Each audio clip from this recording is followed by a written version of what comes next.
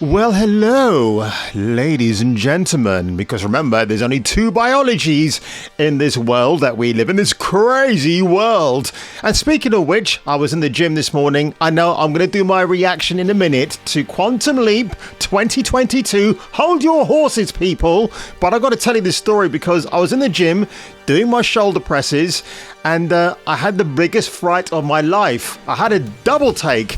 Double being the operative word here, folks, because in walked Jamila Jamil. Well, it wasn't actually her, but this chick was a doppelganger for her.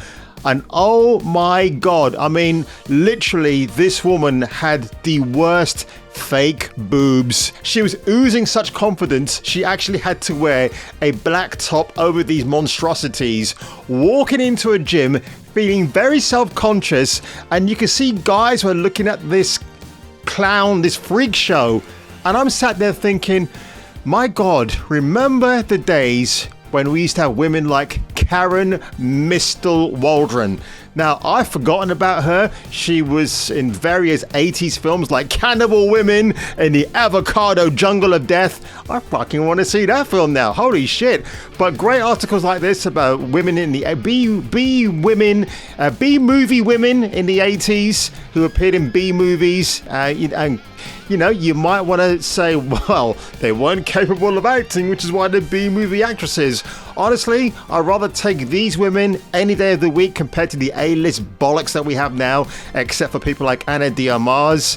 I don't even remember this chick right here, Taylor Urzola. But look at that, man. Holy shit.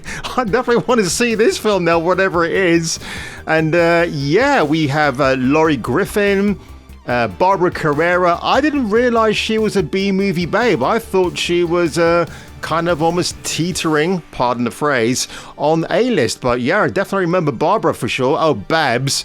And then, of course, you get people like Marky Post. Hey, my God. I mean, gee, look at that. My perfection, man. That is absolute perfection. So, yeah. And, of course, you know, I did that infamous video piss take of that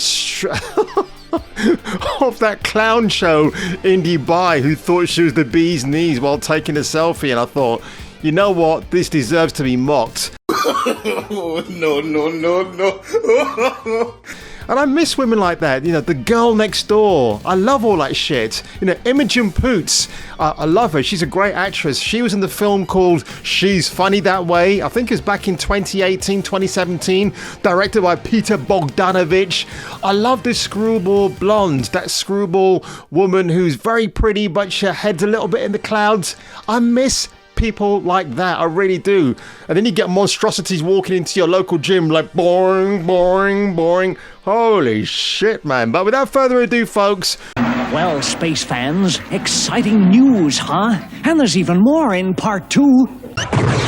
Hello, this is your television speaking. Let's push the button marked idiot and see what comes out.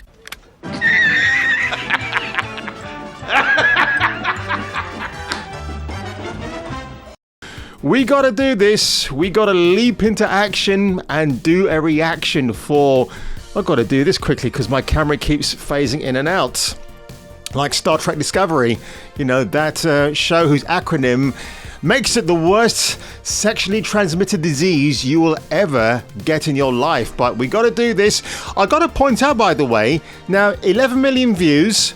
913,000 subscribers, NBC said chicken change for a mainstream channel like that. 19,000 downvotes, 11,000 upvotes. I find that very interesting. So without further ado, guys, let's just get into this review. This is bigger than anything you can imagine. Already I'm not liking this because if you know the original Quantum Leap series from 1989, very minimal special effects. You can tell they're putting money into this. Even the jumpsuit, this Sandpoint 2.0, whatever this version is, the jumpsuit looks very cheap. It almost looks like it's CGI'd on. I mean, I know it isn't, but it's really, really cheap.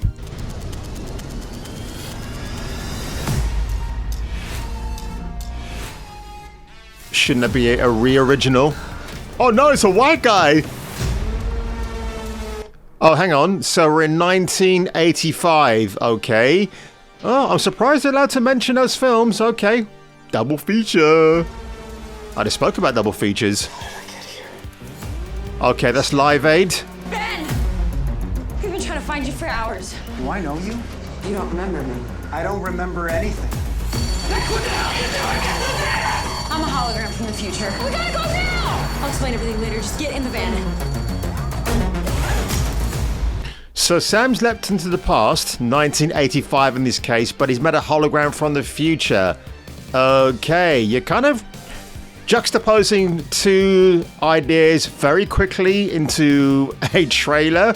Okay, I bet this all happens in the first episode. What do I do? What do? You're the getaway man! Get us away, man! You do this, all right? Put it in first and punch him. Oh, interesting. So he needs a woman to tell him what to do. Whereas Sam Beckett, you know, Scott Bakula, had Al Calavici, Dean Stockwell, the late great Mr. Stockwell, and Ziggy guiding them on their missions through time. All right, okay. You have 2 cop cars on your tail. You need to lose them. Wow, really? 2 cops on your tail, but you need to lose them. Ever played Grand Theft Auto by chance? I'd like that slower explanation now.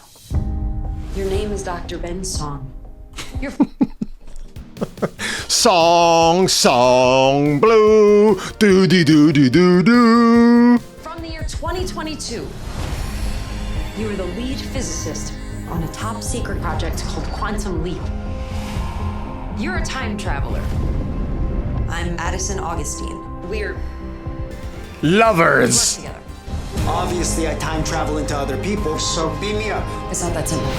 You leap Beam me up on that pop culture reference. I just talked about Star Trek's Discovery. Shocker. Oh, 80s rock chick. Okay. into people to help them or someone around them, changing history for the better. No matter what happens, Ben, look out! I am going to be with you every step of the way until we get you home. Right, so Sam Beckett just had Al Calavici with him every step of the way, and then in the 5th season, he ended up in the bar talking to maybe God. Ben knew that the technology wasn't ready. You hear me? Why did he leave? Find out what he's there to do. She already looks insufferable. Ernie Hudson, oh my god, this guy's a really cool dude, and I don't know how he's ended up in this. He might be the only bright, shining light in this series. Bring him home. If you fail, there is a 100% chance that this ship will crash. This is very woman-focused, isn't it? I mean, Quantum Leap, Sam Beckett, you're supposed to see like the main character who's being overshadowed here by a very irritating woman. What the fuck is going on? Out of curiosity, if the person I leap into dies, You die too. right. Yeah, kind of like when you have you dream about death in your own nightmare, and if you die in the dream, you're dead in real life. It's the basis for A Nightmare on Elm Street from 1984. So that's not a new concept. And yeah, I know, we kind of know that already. Oh god, the woman is telling him all the answers here. What the fuck? Good to know.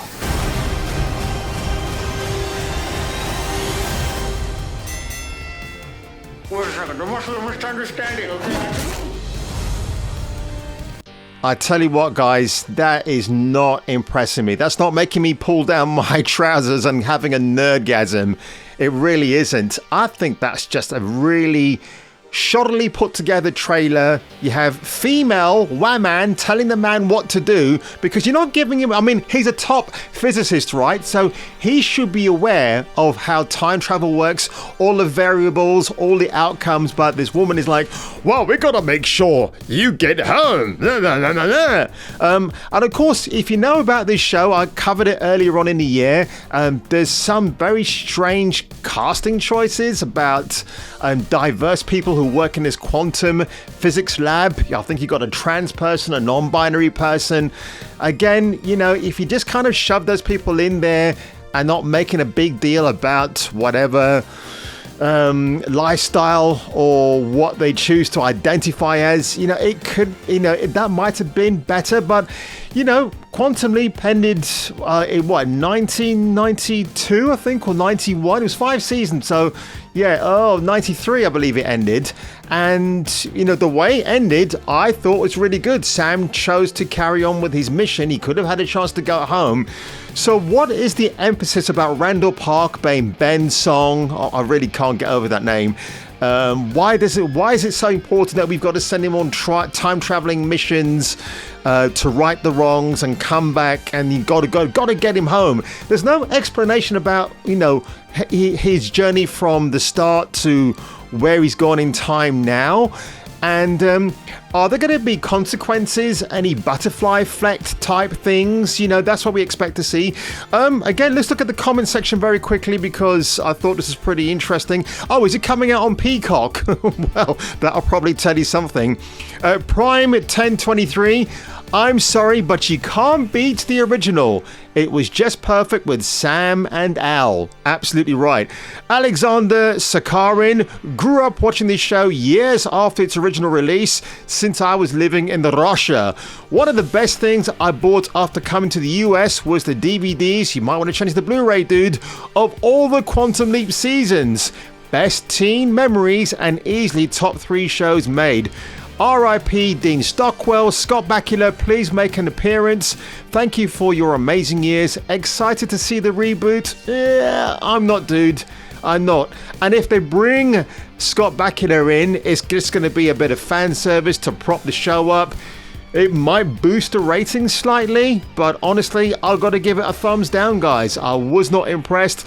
We saw the early indicators that it was going to be a bit of a sell, a bit of a reach to get people to come back to this. My advice to you, if you buy the Blu-ray release, guys, you get the original soundtrack reinstated. Well, that's for the UK.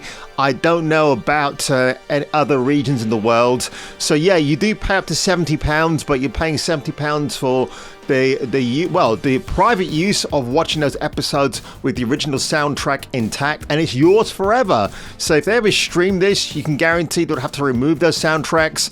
So again, physical media, folks, the reason why you have to own physical media for something that you love. And yeah, you get the 4:3 ratio watching it, which I think is actually perfect. Why would you want to widescreen the shit out of that? It wouldn't make any sense. It will actually take away from the vibe of what made it great in the first place. But yeah, I mean, look at the font here. NBC Quantum Leap. I mean, you can find this font online and do a better version yourself. The 19th of September, so actually it's out next week. Oh my god, I didn't even realize that. And I haven't seen much advertising for this. It's kind of like they shoved it in there. It's like, okay, well, Cobra Kai's doing really well. People love the nostalgia factor of that. Let's just hope for the best on Quantum Leap. But Peacock doesn't have a great track record. I'll probably watch the first couple of episodes of this, but Randall Park, good actor, he's just not my Sam Beckett. Scott Bakula, Dean Stockwell, they'll be my Al Calavici, they'll be my Sam Beckett, always and forever. So yep, guys, if you enjoyed this video today, make sure you hit the like button below, make sure you share the hell out of this video, here, there, and everywhere. And if I were you, and if you were me, I will see you in the next video. Wait, what's happening? Whoa, whoa, whoa, whoa, whoa, whoa. We've been trying to find you for. You don't remember me. Later, just get in. You can do this, all right? Put it in first and punch you to lose. I'm Addison Augustine.